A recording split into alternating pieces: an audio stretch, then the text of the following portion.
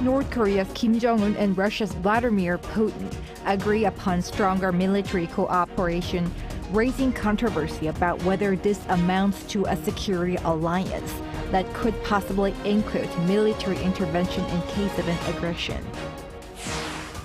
President Yoon promises to speed up building a highway crossing a bay in Pohang and a small modular reactor industrial complex in Gyeongju, as he held another debate session today to hear what people need from the government.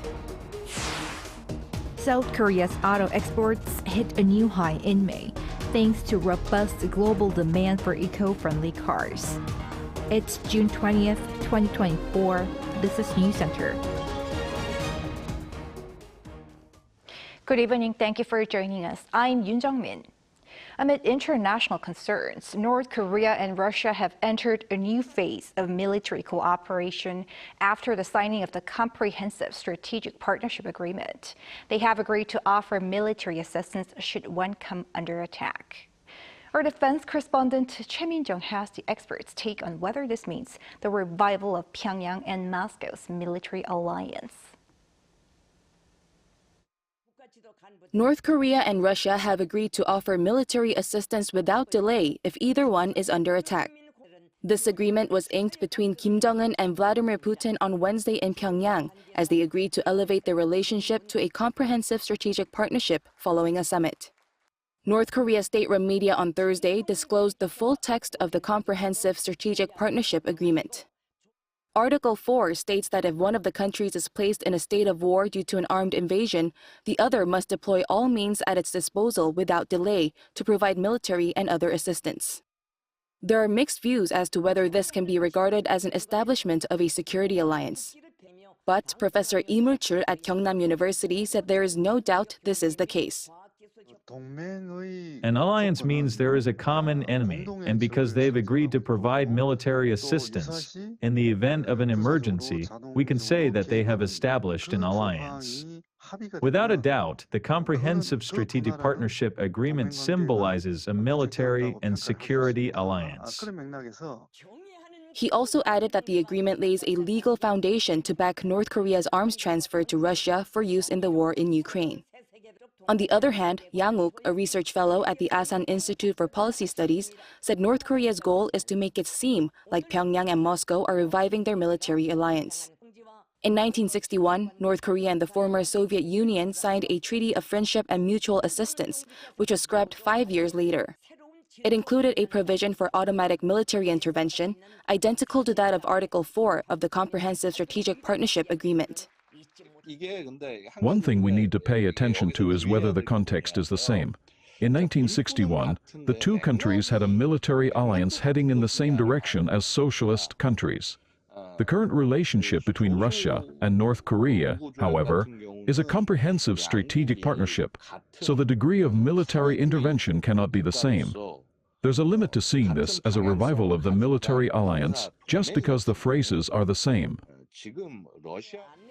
With the new Pyongyang-Moscow agreement potentially warranting automatic military intervention, South Korea would now have to prepare for a possible Russian intervention in the future. Choi Min-jung, Arirang News. And what are the broader implications of this latest summit between Moscow and Pyongyang for Seoul? Our correspondent Kim Jong-sil takes a closer look. With the latest agreement between Russia and North Korea being described by Western media as possibly the strongest cooperation between Moscow and Pyongyang since the end of the Cold War, some experts in South Korea say it's an opportunity for Seoul to reconnect with Russia. The outcome of the summit suggests that in some sense, Russia could have a bigger effect on North Korea in terms of the issue of conflict on the Korean peninsula. This means Russia can become more valuable to South Korea. And I think there's a chance that Russia is trying to reach out to South Korea by using the relationship with the North. Another expert in Russian studies, Professor Chung Jae-won of Kookmin University, says while deepening Moscow-Pyongyang ties do pose a threat to regional security, it's important to understand and analyze the situation calmly. Russia would not have reached out to North Korea like this without the war in Ukraine. So depending on how the war ends, it's going to have a big impact on the relationship between Russia and North Korea. When it all settles down, the relationship between them will become estranged, and Russia will approach South Korea. Another expert said it is important to return to basics at a time like this. We gotta pay attention to the most fundamental thing that we need to do, and that is strengthening relationship with like-minded liberal countries. In the meantime, it's still important for South Korea not to sever the diplomatic channels with Russians and even with North Korea. 김정실, Arirang News. In other news, President Yoon Suk-yeol was back on the road again today to host a policy discussion after more than a month pause due to diplomatic events. This time around, he visited Gyeongsangbuk-do Province to promise support for key infrastructure and different industries to boost the local economy. Kim Do-yeon explains what those are. Gyeongsangbuk-do Province as Northeast Asia's manufacturing innovation hub. That was the topic of President Yoon Suk-yeol's 26th policy discussion with citizens on Thursday at the province's Yeongnam University. Among the many things that President Yoon pledged to make this happen were improvements to the underdeveloped transportation infrastructure. 교통 인프라 확충은 경북의 제주 혁신 허브로의 도약을 위해서 반드시 필요하고 또 도민들의 삶의 질 향상에도 필수적입니다. 먼저 사업계획 검토 막바지 단계인 3조 4천억 규모의 영일만 횡단 고속도로 건설을 빠르게 추진하겠습니다. This would connect two different ports in Pohang, the nation's steel mill city on the east coast. It'll be 18 kilometers long and will contain bridges. On top of this, President Yoon has pledged to support the establishment of a 300 billion won, or around $260 million industrial complex for SMRs, or small modular reactors, in Gyeongju, another city in the province. The new type of nuclear energy technology is being sought after by countries around the world to get ahead in the technology, and President Yoon is looking to make Gyeongju the nation's SMR manufacturing hub. He also pledged to support the region's hydrogen energy production sectors, tourism, as well as agricultural business. Meanwhile, President Yoon praised the region for its history of providing a basis for the nation's economic success. The region is where the Saemaeul Undong came from, a community-driven development program in the 70s when it was still battling poverty, a movement that has been credited as making the miracle on the Hangang River possible. In fact, Yeongnam University has a department dedicated to studying the movement and international development, with many up-and-coming African young students coming to learn about it. This was brought up during the recent Korea-Africa Summit as well. 새마을 운동과 우리의 발전 경험을 학문화한 영남대의 새마을 학은 지난 한아프리카 정상회의에서도 각국 정상들에게 많은 관심과 주목을 받았습니다.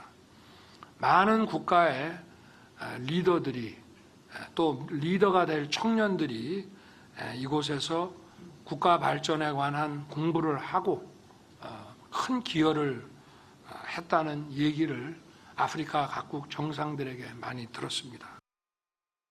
This 26th policy discussion was participated by around 100 government officials and citizens, including business leaders in hydrogen and nuclear energy, entrepreneurs, and local residents. Kim Do-yeon, Arirang News. President Yoon has replaced 3 vice ministerial officials, appointing seasoned bureaucrats on environment, labor, and intellectual property. According to his office on Thursday, Yoon's current Secretary for Climate Change, Lee Byung-hwa, has been appointed as Vice Environment Minister, having previously served as Director of Climate Change Policy for the ministry. Presidential Secretary for Employment and Labor, Kim Min-seok, was named as Vice Minister of Labor with his expertise in labor management issues. And current Trade Ministry spokesperson Kim Wan-gi will head the Korea Intellectual Property Office after 30 years of experience in the Ministry of Trade, Industry and Energy. Kim is expected to promote technological innovation and intellectual property protection during his tenure.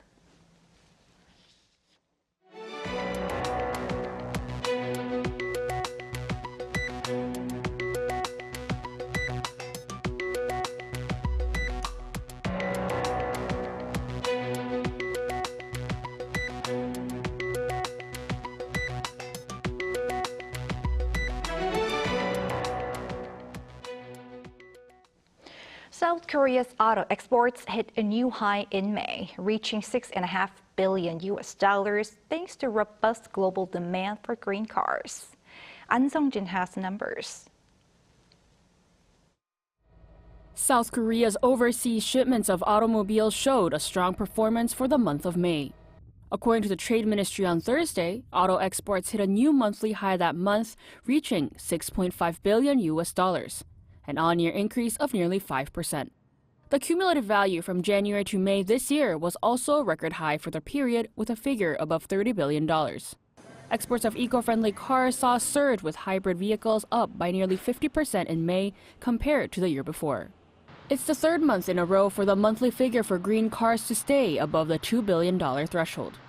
The Trade Ministry mostly attributed this to an increase in outbound shipments to the North American market. Data showed that exports to the region jumped by 36% on-year from January to May, pulling up the cumulative value. Similarly, shipments to Australia also rose, with new hybrid car models from Hyundai and Kia on the market. However, exports to Europe fell due to increased production in factories in Czechia and Slovakia. Though domestic production remains firm based on global demand, the ministry is looking to see further increases later this year as new models of electric vehicles will be released, while another factory in Korea begins operation. High demand for eco-friendly cars was also seen domestically, with sales up 10% on-year in May. The Trade Ministry pledged to strengthen support and provide export vouchers amid a rise in sea transport fares to reach the $100 billion export goal by the end of this year. An Sung-jin, Arirang News. Summer is well underway in Korea, with heat wave advisories issued across the country. As this summer looks to be hotter, the authorities are gearing up to meet higher electricity demand, while at the same time they hope to ease burdens for power bills. Moon Hye-ryun explains. With this year's summer expected to be hotter and wetter, the government is preparing for high electricity demand. During an annual meeting to discuss summer electricity supply and demand on Thursday, the Energy Ministry said that it expects the maximum demand to peak at 92.3 gigawatts in the second week of August. This is similar to last summer, but the government warns that it could surpass such levels if there's cloud coverage, lowering electricity production from solar panels, and demand rises in the capital region. A maximum supply capacity of just over 104 gigawatts has been secured for this summer, with electricity authorities set to operate a total of 21 nuclear power plants. This includes the new Unit 2 at the Shinhanul plant that began commercial operations this April. In order to prevent blackouts and prepare for unexpected situations such as generator failures, the government has prepared a series of measures. In case of reserve power being insufficient to meet demand, it plans to test-operate newly constructed generators such as the Ulsan GPS power station. Managing demand is also crucial, and the government plans to do so by promoting low energy usage.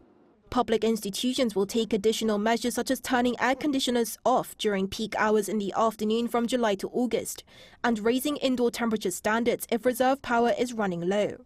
As concerns over high energy prices rise, the government aims to ease such burdens by raising the value of energy vouchers for vulnerable groups from an average of 43,000 Korean won, or just over $30, to 53,000 won.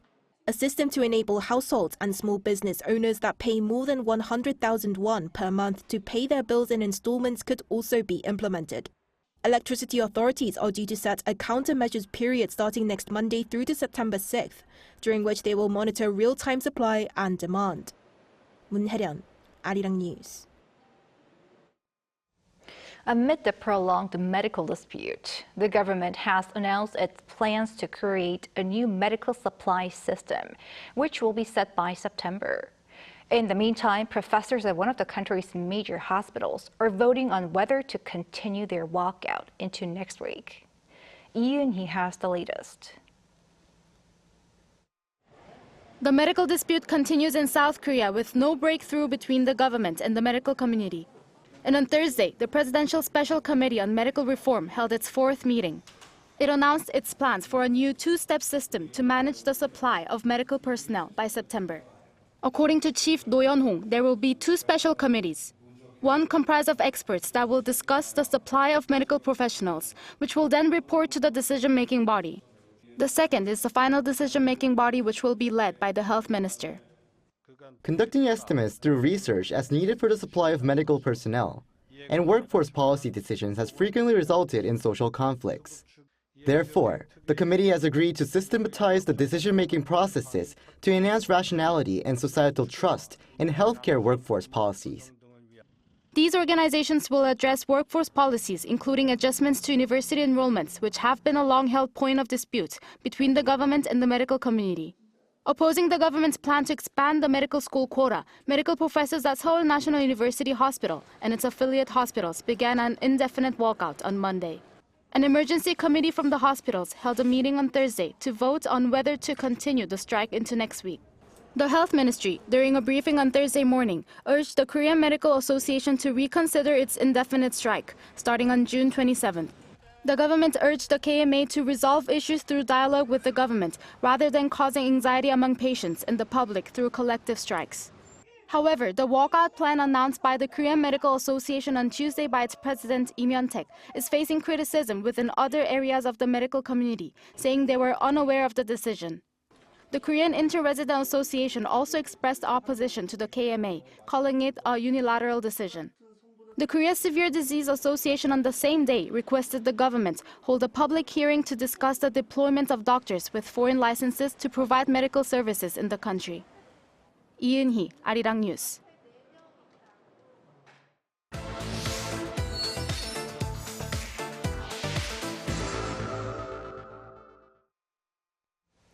Jeju Island is a popular travel destination for many, and it has recently come up with special interest tours.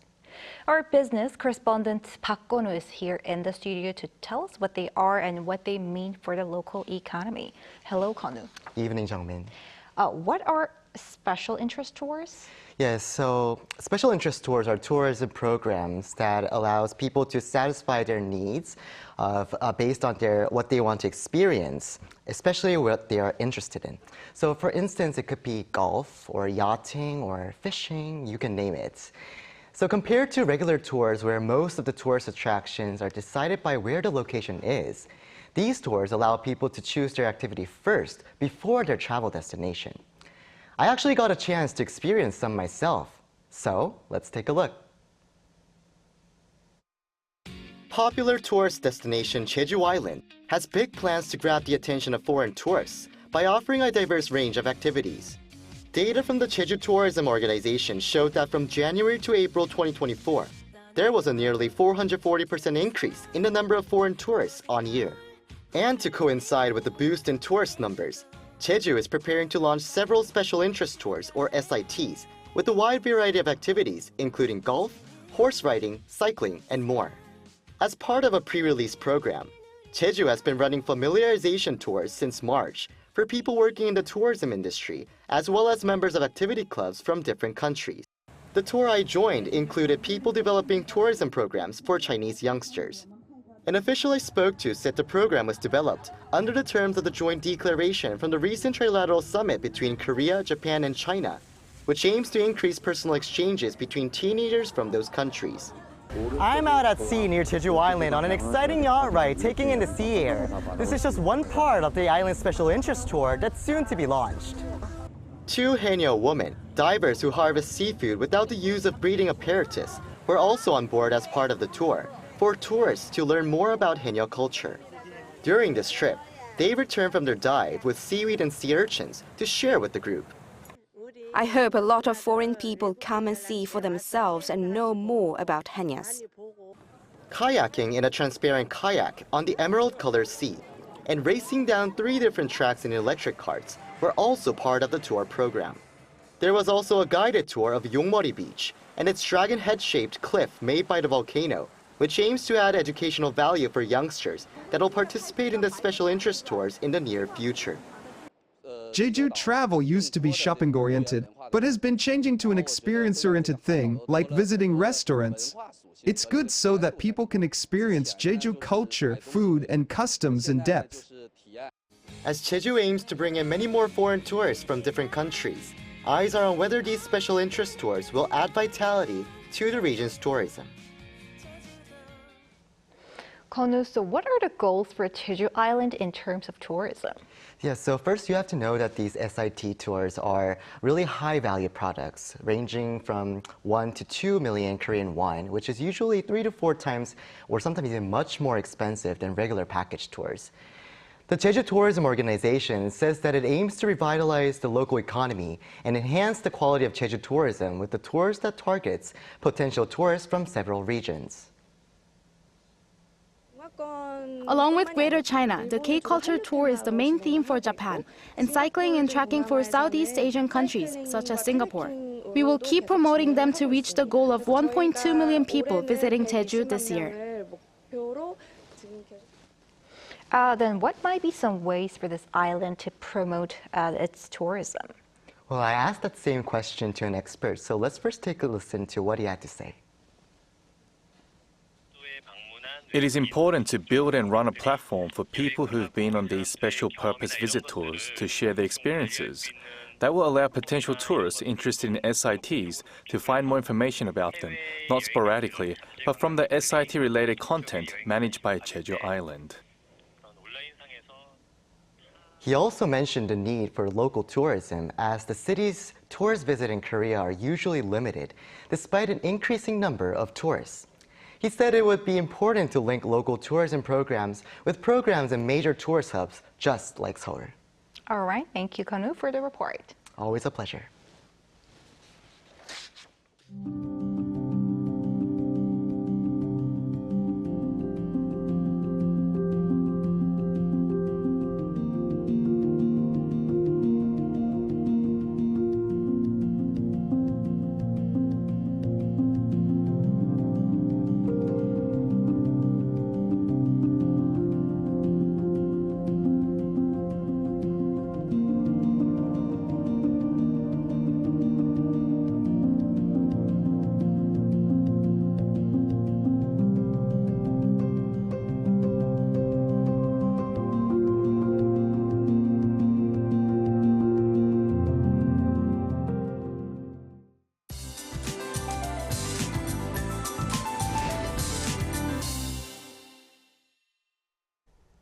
While the first heat wave of the summer warning was issued in Gyeongsangbuk-do Province, the heat wave continued in central inland areas today. Tomorrow, the daytime temperature will rise to 33 degrees in Seoul. In the southern parts of the country, skies will be cloudy with less heat, but it will still be hot due to high levels of humidity. Unlike inland areas, Jeju Island is currently having its first rainy season of the summer. While the heavy rain warning has expanded to most parts of Jeju Island, heavy rain of about 30 millimeters per hour is falling across the island. Extra care is necessary. Tomorrow morning, Gwangju, Busan, and Jeju will start off at 22 degrees. Daily highs will move up to 32 in Chuncheon, Daejeon and Gwangju, 31 degrees. The rainy season will begin in the southern parts of the country this weekend. That's all for Korea. Here are the weather conditions around the world.